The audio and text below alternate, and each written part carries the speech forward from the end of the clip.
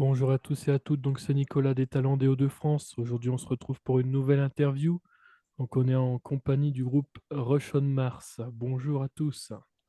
Bonjour. Salut, salut. Voilà, donc je dis bonjour à tous étant donné qu'ils sont trois, hein, du coup, avec nous ce soir, hein. Il y a Nathan, Dimitri et Thomas, voilà, qui vont d'ailleurs, dans un premier temps, présenter un peu le groupe et se présenter un peu en tant que membre du groupe, hein. Je vais vous laisser un petit peu parler du coup. Qui veut se lancer? Thomas peut-être? Allez, Oh, Dimitri, t'es déjà ah, parti. Bon, allez, allez, vas-y, je me vas-y, lance. ça se Allez, allez, prépare, allez, vas-y, je allez. me lance. Donc moi, c'est Dimitri, du coup, je suis lead guitariste de Rush on Mars. Euh, vous voulez que je parle des influences directement ou... Non, Non, vas-y, non, je vais présentez le groupe en quelques lignes présenter. déjà, moi, ce que vous faites. Alors, du coup, nous, c'est Rush on Mars, on a un groupe de rock alternatif slash metal. On vise plutôt large. Nous, en fait, le but du groupe, c'est on va dire qu'on est plutôt engagé. Thomas, je te laisse me corriger si jamais, hein, vu que je sais que c'est Ça plutôt ta marche. partie. On a un groupe pas mal engagé, on dénonce pas mal de choses. Et comme on va dire que je pense que ça se voit un peu dans notre nom de groupe. Thomas, je te laisse en parler si tu veux. Ça marche. Alors, Rush on Mars, en fait, déjà dans le nom, il fait écho à la course à la conquête spatiale. Les projets les plus à même d'être aboutis, c'est celui de la conquête de Mars. Et c'est de cette course plutôt folle que nous a inspiré du coup ce groupe et tout un lore qu'on va essayer de développer, qui commence déjà par le premier EP, notre EP qu'on a sorti, qui donnera suite à un premier album, hein. L'objectif, c'est dans la même lignée, c'est de développer toutes des problématiques qui nous concernent tous, qui concernent n'importe qui sur cette planète. Ça peut aussi bien être sur une thématique écologique, concernant l'industrialisation de masse, quoi d'autre? Il y a aussi des problématiques beaucoup plus sociales, hein, l'anxiété sociale ou même quelque chose d'un peu plus profond, un peu plus dramatique, les maltraitances infantiles, par exemple. Voilà, c'est vraiment quelque chose d'assez large. C'est autant de problématiques qui vont amener, en fait, dans notre univers, l'humanité à s'échapper de la Terre, d'une Terre devenue finalement inhabitable pour toutes ces raisons. Et donc, notre projet de deuxième album, plutôt conceptuel, va me permettre de développer du coup tout ce lore et tout cet univers d'une humanité qui s'échappe de la Terre pour aller s'installer sur Mars et recommencer finalement une nouvelle vie, un nouveau commencement pour l'humanité. Voilà, ça c'est le lore de fond. Et sinon, Rush on Mars a été créé en 2020. En Euh, juin 2020 à peu près, ouais. pile quand au moment du Covid, justement. Ouais, les gars, on a 4 ans, hein. On a 4 ans. On a 4 Ah, ans, j'avoue. c'est vrai. Exactement. Bon anniversaire, hein. Les premières dents. Et Ouais, ah bah vas-y, du coup, vas-y. moi, brièvement, pour me présenter tout de même, je ne laisserai pas mon tour. Donc, moi, c'est Nathan, chanteur de Russian Mars. Je fais aussi la guitare rythmique et la trompette, mon instrument de cœur que j'ai appris dès ma plus tendre enfance. Voilà. Et pour présenter le projet en général, Russian Mars, bah, en fait, ça vient du fait on est quatre pauvres types entre 22 et 25 ans, il me semble, je veux pas dire de bêtises.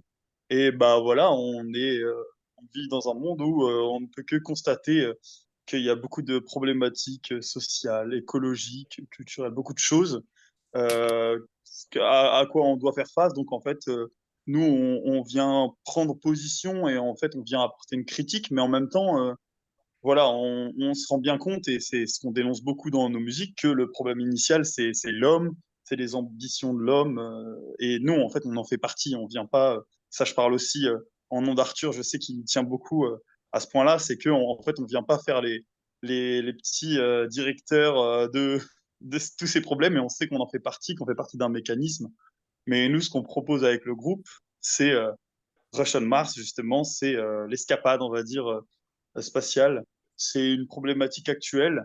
Et plutôt que d'en faire une musique où on aurait dit bien ce qu'on pensait, bah, en fait, on en a fait le projet du groupe qui va s'inscrire dans une réalité parallèle où l'humanité serait allée recommencer une nouvelle vie, renaître ailleurs et voir tous les problèmes qui pourraient en découler.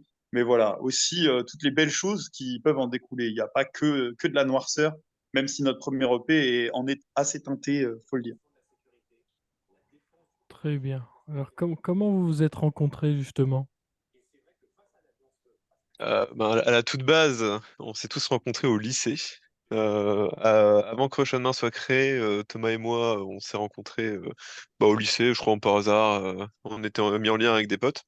Et Mhm. on a commencé à créer un petit duo où on commençait à créer des compositions chez nous, des petites compos d'ailleurs, dont certaines qu'on réutilise d'ailleurs actuellement avec Crush on Mars. Et suite à ça, on a commencé à rencontrer Nathan, Arthur qu'on connaissait déjà grâce à différents événements organisés au lycée. Et depuis, on se quitte plus. Donc c'est ouais, c'est vraiment un groupe qui a été créé au lycée. On est un groupe de potes quoi à la base, hein. C'est ça. D'accord. Alors, quels sont les artistes ou groupes qui vous ont le plus influencé dans ces projets? Ouf, qui commence? Alors en fait, dans le groupe, je crois qu'on a tous des influences totalement différentes. Il y a peut-être Ouais. Thomas et moi, on a des influences un peu similaires, mais en fait, ce qui fait un peu la force du groupe, c'est que tout le monde a des influences différentes et on arrive à comment dire, à toutes les rassembler pour former ce qu'est le groupe, hein, pour former Rush on Mars. Donc moi, je suis plus inspiré par le métal moderne. Pour citer des groupes, moi je dirais, allez, Avenged Sevenfold. Actuellement, moi c'est Bring Me the Horizon aussi, là, mon gros kiff. Après, je laisse parler les autres du coup pour donner vos influences. Vas-y, Nathan. Bah alors, moi, c'est vrai que j'ai des influences assez variées. Déjà, avant de rejoindre les gars du groupe, j'étais pas le plus tourné métal, en fait. J'en écoutais déjà dès la sixième. Enfin, si on considère que Marilyn Manson, c'est du métal, je ne sais pas. C'est un débat parallèle. Mais en tout cas, moi, mes influences premières, en tout cas, surtout quand j'ai rejoint le groupe, c'était beaucoup des choses assez jazz, assez funk. Je sais pas, je pense notamment à Jamiroquai ou à des. J'ai aussi des références, mais peut-être un peu moins connues, mais qui pourront faire kiffer les gens, comme They Must Be Crazy. Je préfère, voilà, je parle. Beaucoup d'autres choses, du Herbie Hancock, beaucoup plus du jazz, mais des choses toujours assez funky, assez rythmées. Et à ça, j'avais aussi beaucoup d'attirance pour le rock british, les Doors, les Talking Heads, les Beatles, hein, plus généralement. Mais en côtoyant aussi les gars du groupe, bah, j'ai écouté de plus en plus de métal. Alors beaucoup de Metallica et d'Iron Maiden auprès d'Arthur. Et Metallica, en fait, et notamment James Hetfield, ça a été de plus en plus une inspiration, surtout en tant que chanteur et frontman. Mais en plus de ça, et moi je prends de plus en plus de kiff avec le métal moderne, moi aussi, donc Avenged Sevenfold qui a été cité, mais aussi moi j'aime beaucoup Spirit Box ou d'autres choses plus prog encore. Voilà. Et pour ma part, c'est vrai que je me suis pas présenté. Je suis Thomas, le bassiste du groupe. Oui, avec Dimitri, on a un univers musical assez similaire, même si je suis plus varié encore. J'ai des influences aussi bien dans le jazz funk. Donc là, je me rapproche de Nathan. Que des références plutôt rock classique. Là, je pense à Arthur. Arthur, il est pas fortement inspiré par le rock classique des années 70-80 et que le heavy metal, hein. Donc sinon, ouais, j'apprécie particulièrement le métal moderne et notamment les groupes de prog, hein. Là, en ce moment, il y a Haken par exemple, ou alors Vola. Ah, Je À prends. quel... Ouais, ouais, ouais. À quel, ouais. Grâce à toi, hein, grâce à toi. Voilà, Voilà. je prends mon pied et il y a des bonnes choses sur lesquelles s'inspirer là-dedans. Voilà. D'accord, très bien. Alors, comment justement s'est déroulé le processus de création pour cette EP là récemment, du coup, qui se nomme Way Out? Bah alors pour cette EP, enfin comment dire, on va dire que les compositions sont faites vraiment toutes seules en fait. Enfin, on compose depuis le Covid, du coup depuis la création du groupe. Bah, on a profité un peu du coup du fait qu'on pouvait pas faire de concert. D'ailleurs, notre tout premier concert qu'on va avoir a été annulé à cause de ça, mais donc du coup on s'est dit bah tant pis, hein, c'est un mal pour un bien, on va bosser nos compositions à fond. Donc ben souvent le processus de compo, ben quelqu'un a une idée, après on se rejoint, on répète, on dit putain, vachement bien cette idée. Et si on faisait souvent, enfin des fois on faisait des jams par-dessus pour essayer de trouver une structure, etc. C'est vraiment, en général, c'est quelqu'un trouve un riff, trouve vraiment un truc sympa, une idée, une thématique. Après on se dit bah venez, on bosse à quatre dessus. Du coup on passe une ou deux répètes sur un morceau, on le peaufine. Après, enfin 2 mois après, on revient dessus, on dit punaise, en vrai, ça serait bien de faire ça plutôt à la place de ceci. Il y a des débats, des fois il n'y a pas de débat, des fois tout se passe bien. Mais au final, on arrive toujours à s'accorder, on arrive à mélanger nos styles. Donc ouais, le processus de compo, c'est combien de temps? C'est 2 ans, je crois, qu'on a consacré à l'EP ou un an? J'arrive plus trop à savoir, parce que je crois qu'on allait plutôt vite. C'est une bonne Bon, question. entre les deux, Un je et dirais. 2 ans. Ouais, bah je crois qu'on a composé plutôt rapidement nos 6 premiers morceaux, mais le souci, bah, c'était forcément quand on a un petit groupe qui commence, il faut des fonds, quoi, il faut de l'argent pour pouvoir s'enregistrer. Mais ouais, on a commencé à enchaîner quelques concerts et de fil en aiguille, on a enchaîné les séances studio, puis on a pu sortir notre EP l'année dernière, en février. Et a priori, les gens ont vraiment kiffé, donc c'est cool.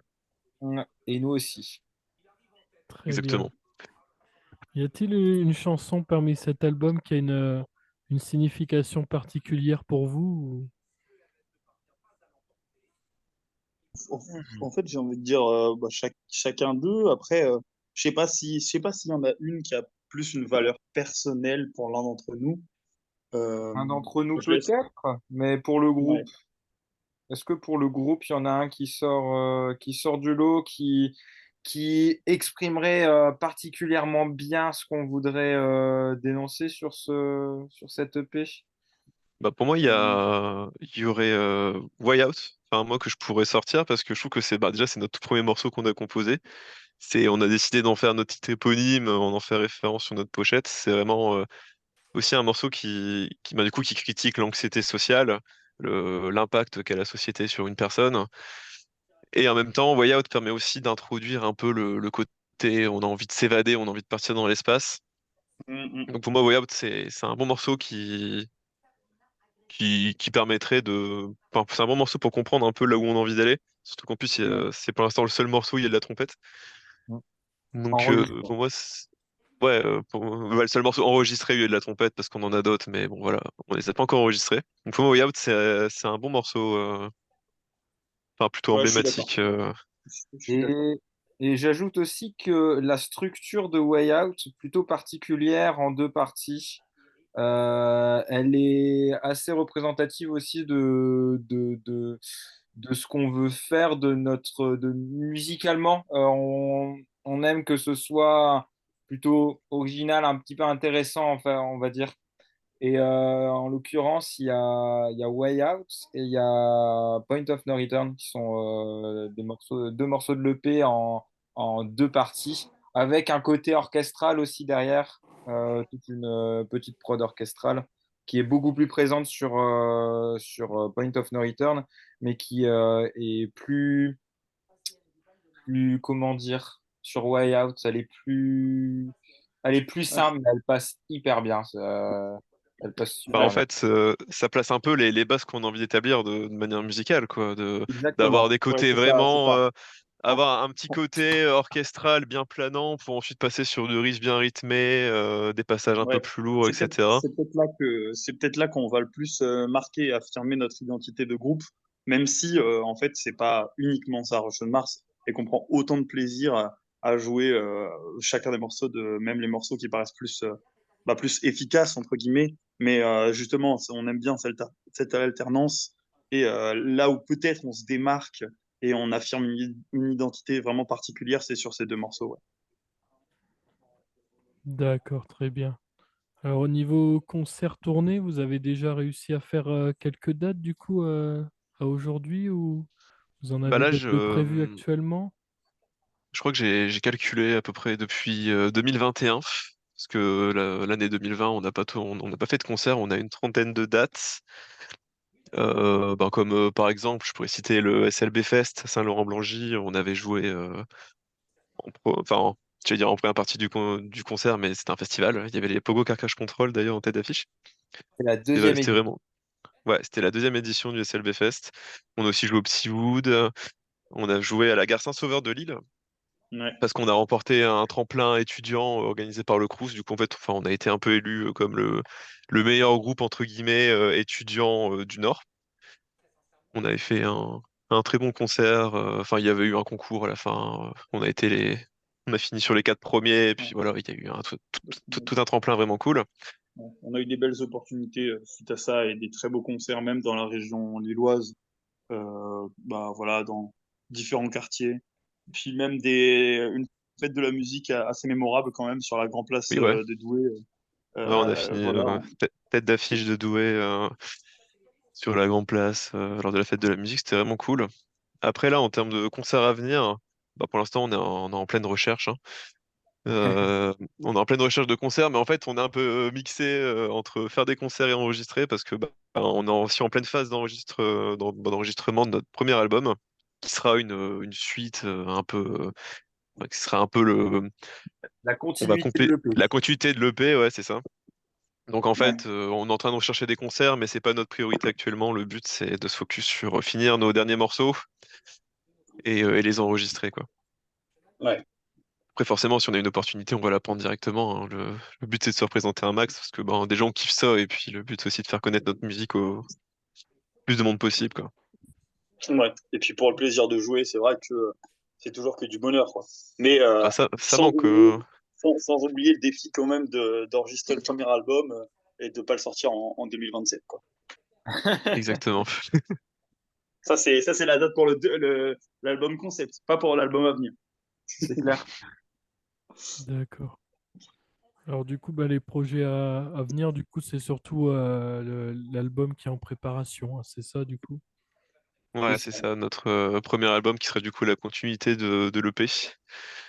Donc on va dire que l'EP, c'était un peu pour voir exactement comment les gens allaient recevoir nos morceaux. Au moins déjà avoir 6 morceaux, c'est bien d'avoir, ça fait, comment dire, ça fait un peu une vitrine déjà qu'on peut montrer aux organisateurs, aux labels, etc. Donc on va continuer l'EP. En fait, on va ajouter à peu près 6 morceaux environ, quoi. C'est pas fixe, ça va faire un bon album, je pense, d'à peu près 12 morceaux. Mhm. Et ouais, comme autre projet, après, ben, jouer dans un maximum de festivals si possible, faire un maximum de concerts, hein. Ouais, surtout que les concerts, alors c'est sûr que le P, c'est une vitrine aussi du travail qu'on fait même en studio et voilà, de la direction qu'on prend, mais c'est sûr qu'il n'y aura pas meilleure démonstration aussi de notre style, de notre jeu, de tout ça qu'un concert dans lequel on va défendre des musiques qui sont pas encore sorties. Donc voilà, les concerts aussi sont une priorité même pour défendre des morceaux à venir. Bah puis il y a aussi, on aimerait bien enregistrer un clip prochainement. D'accord, très bien. Bon, en tout cas, moi je pense que j'ai fait un peu le tour bah, sur le groupe, hein, sur les projets à venir et sur le projet en cours également que vous pouvez déjà écouter sur toutes les plateformes de streaming, hein. Donc, est-ce que vous pouvez nous rappeler également tous les réseaux sur lesquels on peut vous suivre pour terminer cette interview? Bah alors les réseaux, du coup, vous pouvez nous suivre sur Instagram, Facebook. Même en ce moment, on se met à faire des petits TikTok, c'est un peu la phase rigolote du groupe. On s'amuse beaucoup à en faire. Après, pour nous écouter, vraiment, on peut nous écouter partout, hein, Spotify, Deezer, YouTube, Tidal, Amazon Music, blablabla. Et si jamais vous souhaitez acheter notre merchandising, on est dispo sur Bandcamp. Ou bien vous pouvez l'acheter en concert aussi directement. On vend de très beaux t-shirts avec de très belles illustrations. Mhm. Voilà. Très bien. Bon, en tout cas, je vous remercie d'avoir accepté l'invitation, d'avoir participé à cette petite émission podcast des Hauts-de-France. Merci de Surtout nous merci avoir à invités. toi. Ouais. Voilà. Et puis, en tout cas, je dis merci également à tous les auditeurs, auditrices qui nous auront écoutés ce soir pour ce petit podcast. Et, euh, et à très bientôt. À plus. Salut! Tschüss.